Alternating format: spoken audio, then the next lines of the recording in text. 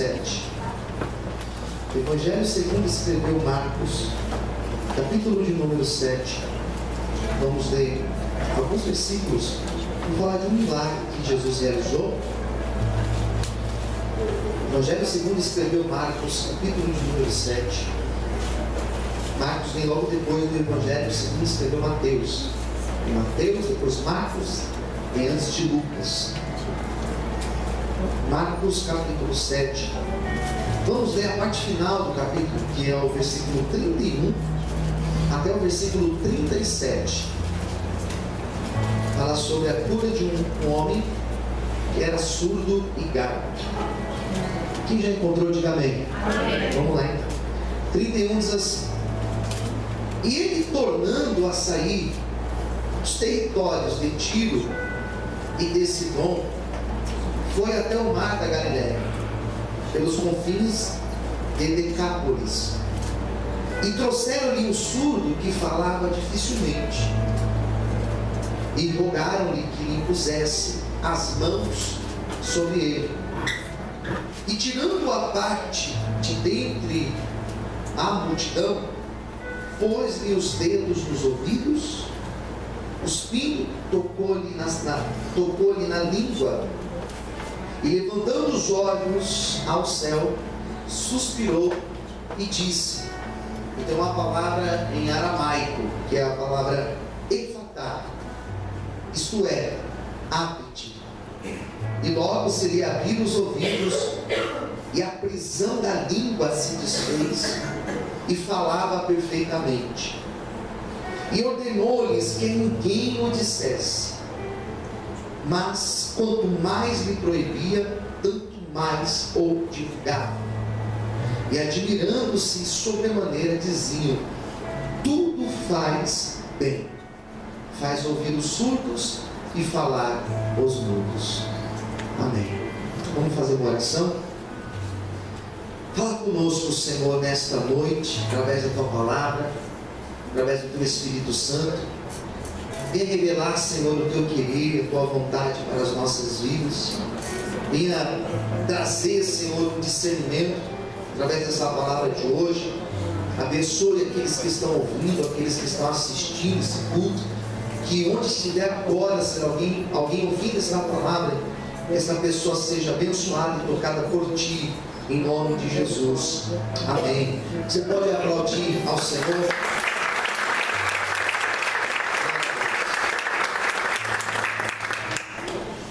Evangelho segundo escreveu Marcos é o evangelho mais antigo. Foi o primeiro a ser escrito dos outros, comparando-se aos outros três. Marcos ele tem umas características diferentes. Por exemplo, nós encontramos até o capítulo 8, do capítulo 1 ao capítulo 8, nós encontramos aquilo que chamamos na teologia de segredo messiânico. Jesus faz milagres, e geralmente ele faz o milagre e fala uma frase no final: não conte nada a ninguém, não espalhe. Ele faz o milagre e lhe dá essa informação: não conte, não espalhe essa notícia.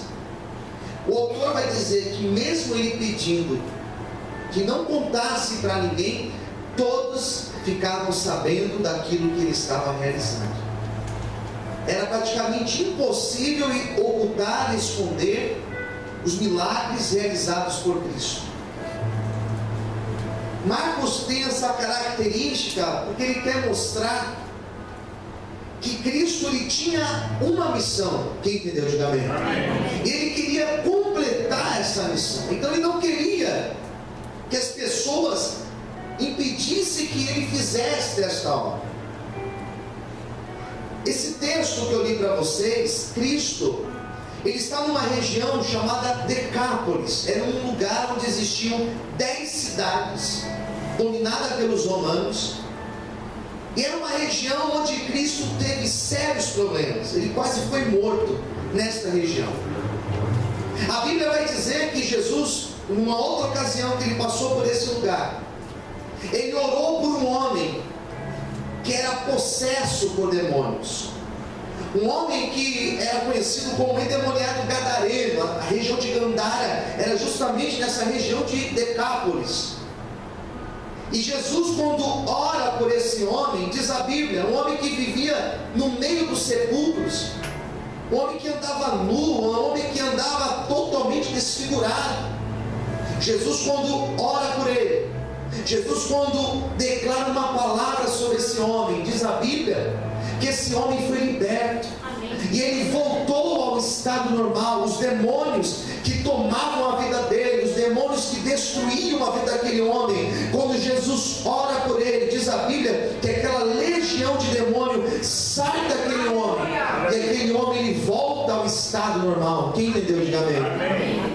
Mas a Bíblia vai dizer que aquela legião de demônios, quando Jesus ora e expulsa os demônios disseram: Senhor, permita entrarmos nos porcos. Existe uma manada de porcos naquela região andando. E quando eles pedem para Jesus entrarem nos porcos, Jesus permite. E quando Jesus permite, diz a Bíblia que aqueles porcos, tomados daquela legião de demônios, se precipitaram, se lançaram em um precipício. E houve um grande prejuízo financeiro para os fazendeiros da região de Gandara. E aqueles homens, quando viram o prejuízo financeiro, eles quiseram matar a Cristo, eles quiseram pegar Cristo e matá-lo. E diz a Bíblia que Jesus foge, ele vai embora, porque Jesus tinha uma missão para ele. O que eu quero que você entenda é que Jesus, quando ele está nessa região, ele está em uma região onde não era bem quisto. Ele estava numa região onde as pessoas não queriam ver ele pintado, onde as pessoas não queriam ouvir falar de Cristo. Quantas pessoas que eu conheço, talvez você também conhece, que não querem saber de igreja, que não querem saber de Cristo, que não querem saber de andar na presença de Deus. Você pergunta: mas por quê? Por que você não quer saber? E a pessoa diz: olha, eu me decepcionei. Eu pensei que Deus ia fazer algo na minha vida e não fez. Eu pensei que Deus ia abrir uma porta e não fez. O pastor me decepcionou, o obreiro me decepcionou, os irmãos da igreja me deram as costas. Eu não quero mais saber de igreja.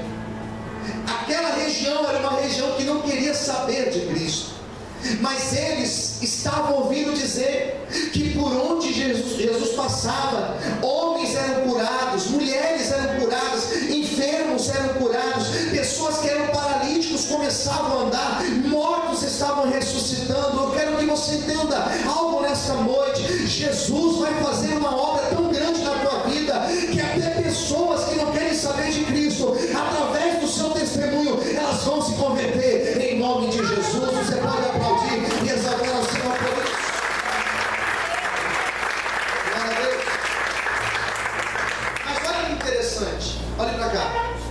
Jesus sai do lugar chamado Tiro, vai para Sidom, ele faz esse caminho, esse percurso, e diz a Bíblia que quando ele passa por Decápolis, aquela multidão chama a Cristo, e eles que não queriam ver Cristo, agora eles pegaram o homem pelas mãos e disseram: Senhor, trouxemos esse homem para o Senhor colocar as mãos nele. Quem entendeu, diga amém. Amém. Nós trouxemos esse homem para que o Senhor coloque as mãos nele. Versículo 32. Eles rogaram, eles pediram: coloque a mão sobre ele, abençoe ele para que ele seja curado. Como é que pode? Um povo que pouco tempo antes não queria saber, um povo que pouco tempo antes não queria ver Cristo, agora eles estavam pedindo: Senhor, toca nesse homem para que ele seja curado. Quem entendeu, diga amém. E a Bíblia, ela vai dizer o seguinte: que Jesus não fez o que eles pediram, porque o que eles queriam, quando eles trouxeram aquele homem, era que Jesus colocasse a mão nele e dissesse: seja curado. Mas Jesus não fez do jeito que eles queriam que ele fizesse. Jesus fez do jeito dele. Repita assim comigo: Jesus, mais alto, diga: Jesus não fará do meu jeito, do jeito dele. Diga assim, mas a obra dele será feita na minha vida. Amém? Quem crê? Adore o Senhor nessa noite. Glória a Deus. Amém? Quando eles trouxeram o homem, falaram, esse homem, Jesus, tem um sério problema. Ele é surdo e ele é mudo. Ele é gago. Ele não ouve, ele não fala. Hoje em dia, nós temos toda uma estrutura. Em muitos lugares já existe aquilo que nós chamamos de... Fugiu a palavra? Meu Deus, fugiu a palavra. Daqui a pouco eu lembro.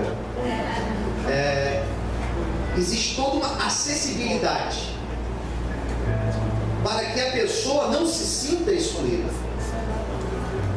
para que o cego, para que o surdo, para que o paralítico, aquele que anda na cadeira de rodas, ele não se sinta excluído.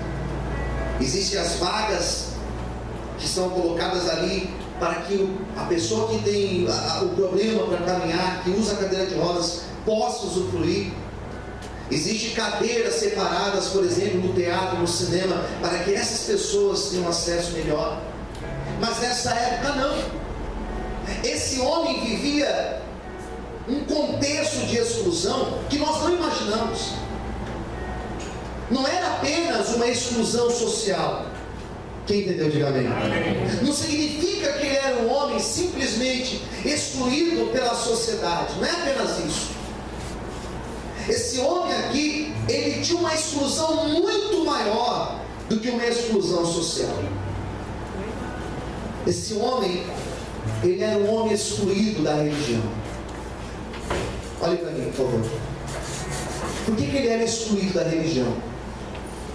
Porque todo judeu, para fazer parte do judaísmo, ele tinha que ler, tinha que falar, tinha que ouvir a palavra. Por isso você lê os textos da Bíblia, salmos da Bíblia, que dizem o quê?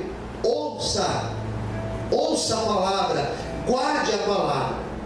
Esse homem não conseguia pronunciar a palavra. Esse homem ele não conseguia ouvir a palavra. Então ele era um homem que não era somente excluído socialmente dizendo, era um homem excluído do que era chamado de religião daquela época. Era um homem que vivia uma realidade extremamente dura. Trouxeram para Jesus. E aqui começa o milagre desse homem. Jesus não coloca as mãos e sai orando. A primeira coisa que Cristo faz, versículo 33, tirando-o à parte de entre a multidão. Olha para mim. Primeira coisa que Cristo fez. Esse aqui que é homem? É, esse aqui. Vem aqui você. Ele pega um homem e fala assim, vem aqui comigo. E ele sai do meio da multidão. E coloca esse homem em um lugar reservado. Quem entendeu? Diga amém. Ele tira esse homem do meio daquela multidão. Ele tira esse homem daquela multidão de pessoas que estavam falando e falando a respeito do problema dele.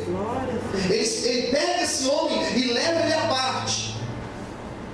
E eu, quando estava meditando nesse texto hoje, o Espírito de Deus começou a falar comigo que esse processo, em muitos momentos, acontece conosco. Amém. Para Deus fazer a obra na nossa vida, Ele faz mais ou menos isso. Ele nos tira do centro, Ele nos tira do meio das pessoas e nos leva para um lugar sozinho. Amém. É aquilo que nós chamamos de solidão. É aquilo que nós chamamos de deserto. É aquilo que nós chamamos de provação.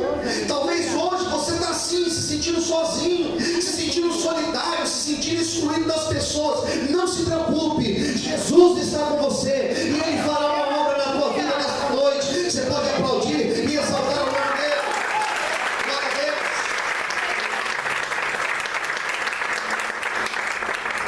Preste atenção nesse detalhe.